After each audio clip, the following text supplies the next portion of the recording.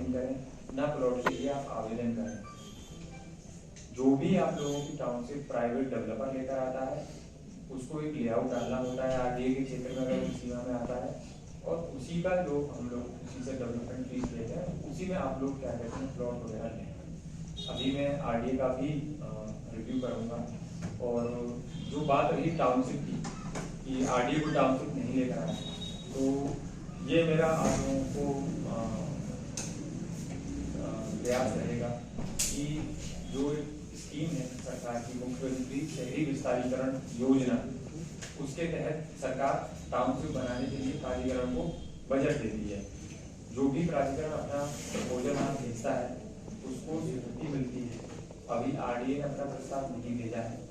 आपकी जानकारी के लिए बता दूं कि इस पर हम लोगों ने काम चालू कर दिया है और इसी हफ्ते के अंत तक हम एक तो लगभग 50 से 100 हेक्टेयर का पैच चिन्हित करके और उसका अगले 7 दिन में प्रपोजल मुख्यमंत्री शहरी विस्तारीकरण स्कीम के तहत शासन को भेजेंगे।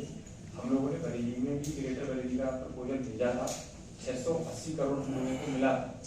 और इसमें एक शर्त ये होती है कि जो सरकार से जितना आपको बजट आवंटन मिलता है उतनी समान एक जो राशि है वो प्राधिकरण को भी खर्च करनी होती है। फॉर एग्जाम्पल अगर आपको 100 करोड़ रुपया शासन से मिला है तो 100 करोड़ प्राधिकरण को खर्च करना होगा। लेकिन स्थिति ये कि आरडीए के पास उतना धन है नहीं, उसका भी मैंने इंतजाम किया है। उसका ये इंतजाम किया है कि हम लोग बरेली विकास प्राधिकरण से लोन लेंगे।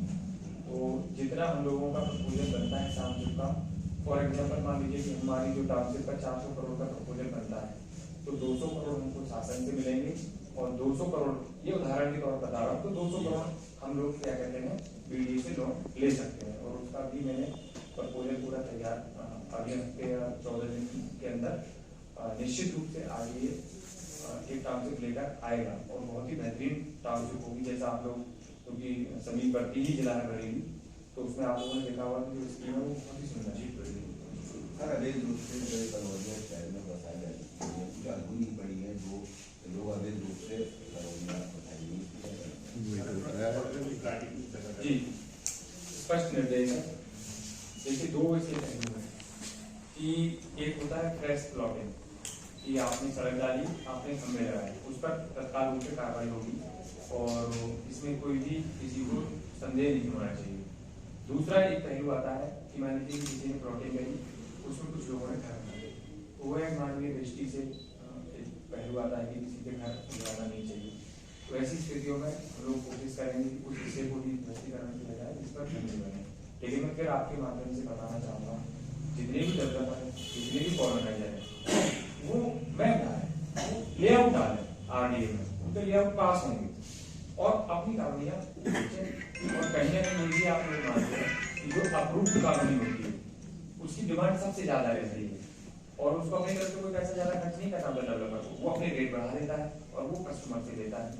तो जितनी भी अगर कॉलोनियाँ हैं जो फ्रेश स्टेज पर हैं तो निश्चित रूप से आपको आगामी समय में ध्वस्त होती हुई मिलेगी। सर जो लोग अवैध रूप से निर्माण कराते हैं उनके खिलाफ क्या कार्रवाई की जाएगी? जो लोग अवैध रूप से निर्माण कराते हैं उनके खिलाफ क्या कार्रवाई? देखिए जैसा मैं आप लोगों को बता दूं कि किसी भी शहर का एक मास्टर प्लान होता है, उसका लैंड यूज होता है, सर्टेन लैंड यूज निर्धारित करते हैं कि यहाँ पर ये चीज बनेगी, यहाँ पर ये चीज बनेगी। जैसे कि कमर्शियल तो कमर्शियल बनेगा और रेजिडेंशियल तो रेजिडेंशियल बनेगा।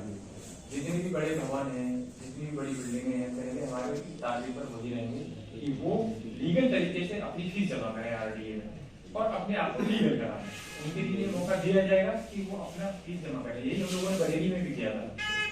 हम लोग यहाँ भ्रष्टीकरण के लिए नहीं है कि किसी का घर बनाया, किसी की बिल्डिंग बनी तो धन कर उसको मौका है कि नहीं, अगर आपकी फीस बैठी है आप अपना फीस जमा कराइए। 50 लाख आपकी अगर फीस बैठ रही है तो आप 300 में जमा करा दीजिए। ये मौका सबको दिया जाएगा, इससे आप ही के शहर को फायदा होने वाला है। आरडीए जिस दिन फाइनेंशियल इंडिपेंडेंसी पाएगी, जिस दिन उसके पास वित्तीय संसाधन बढ़ेंगे, उसका खर्चा आरडीए रामपुर का ही करने वाला है। बरेली में 6 लेन 4 लेन बने, बरेली में पार्क बने, तो वो बरेली की जनता के ही पैसे से बने। तो जो भी पैसा यहाँ पर जितने बड़े भवनों का नक्शा पास नहीं है, लेआउट पास नहीं है, वो कृपया करके नक्शा जरूर डालें। कहीं भी किसी भी प्रकार से कोई विवाद या कोई भी दिक्कत आएगी नक्शा पास कराने में तो उसके लिए हम लोग हैं तो पास कराया जाएगा। मेरा शहरवासियों के लिए यही निर्देश है कि अथॉरिटी को थोड़ी गंभीरता से लें क्योंकि अथॉरिटी शहर को सुंदर बनाती है, अवैध निर्माण शहर को गंदा बनाता है, पतली पतली गलियां हो जाती हैं, फिर वहां पर सीवर नहीं बन पाता, फिर वहां पर नाली नहीं बन पाती है, पार्क नहीं बन पाता है, स्कूल नहीं बन पाता है। तो जितने भी डेवलपर ऑर्गेनाइजर हैं कृपया करके लेआउट सैंक्शन करा के ही कॉलोनी काटे। लेआउट प्रॉपर तरीके से यहाँ पर आरडीए में पास होता है, उसकी ऑनलाइन व्यवस्था है, ऑनलाइन ओबी पास का नक्शा डाला जाता है और वह समयबद्ध होता है, उसको कोई रोक नहीं सकता, समयबद्ध उस पर लगती है। मैंने आरडीए को और मजबूत बनाने के लिए शासन को पत्र लिखा है कि यहाँ पर स्टाफ की तैनाती और बढ़ाई जाए और हमको एक एक्शन अटैच करके बगल के जिले से दिया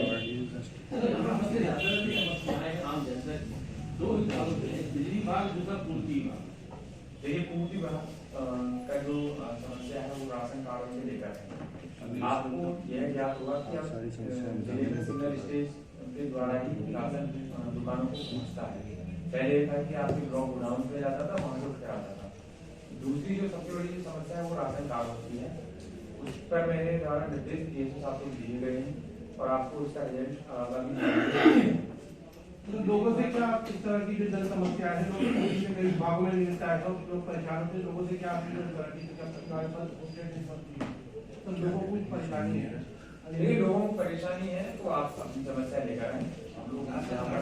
देखिए साहब, यहाँ देव साहब पर्यावरण असंतुलन है और जिले भर में हमारे तमाम साथी बैठे हैं, हरे भरे भाग रोज कट रहे हैं। कल भी पकड़े 28 पेड़ काट दिए गए। हाँ, तो जो ये है यहाँ पर आसपास कोई भी अवैध काम तत्काल एफआईआर होगी, तत्काल मुकदमा दर्ज होगा, कार्रवाई होगी, इसका आप निश्चित रहेंगे, इसको आपकी चिंता ये मेरी चिंता है।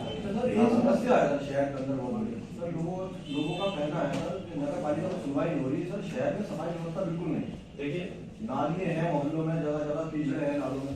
देखिए मैं आपको बता दूं, क्योंकि अभी ज्वाइन किया है, क्योंकि मेरी हुई है सफाई की चालू हुई है, सफाई दिखेगी कुछ दिन बाद आपको, सुनवाई भी जन सुनवाई भी दिखेगी और सफाई भी दिखेगी, क्योंकि शहर काफी बड़े स्तर पर बड़ा है और नगर पालिका के हिसाब से ये शहर काफी बड़ा है, संसाधन देख लेते हैं और मैंने वहाँ पर भी रेवेन्यू बढ़ाने के निर्देश दिए हैं, क्योंकि हाउस टैक्स अलग चीज है, कमर्शियल टैक्स अलग चीज है। बहुत से बड़े बड़े भवन, बहुत सी कमर्शियल बिल्डिंग है जिन पर नगर पालिका टैक्स नहीं लगा रही है, तो आपको आगे देखने को मिलेगा वो लोग टैक्स देना चाहते हैं। रामपुर एक माइनिंग का बड़ा एरिया है, माइनिंग से क्या रेवेन्यू बढ़ाने की कुछ और प्रॉब्लम? माइनिंग में मैं आपको बता सिर्फ और स्पष्ट निर्देश, आपको जो भी कार्य करना है माइनिंग विभाग में लीगल तरीके से करिए, आप अपना पट्टा अप्लाई करिए, ओवरलोडिंग, इलीगल माइनिंग कतई बर्दाश्त नहीं। ईमेल लगातार एक्टिव है, आदेश जारी किए जा चुके हैं और किसी भी क्षेत्र में इस प्रकार की जो माइनिंग की स्थिति है वो आपको आगे देखने को नहीं मिलेगी।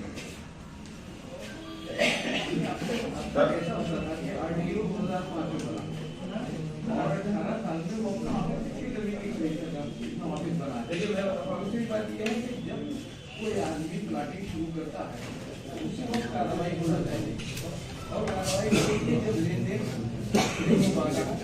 जब कार्रवाई होती है आपको देखिएगा, क्योंकि देखिए यहाँ पर आरडीए का दो ही जगह है,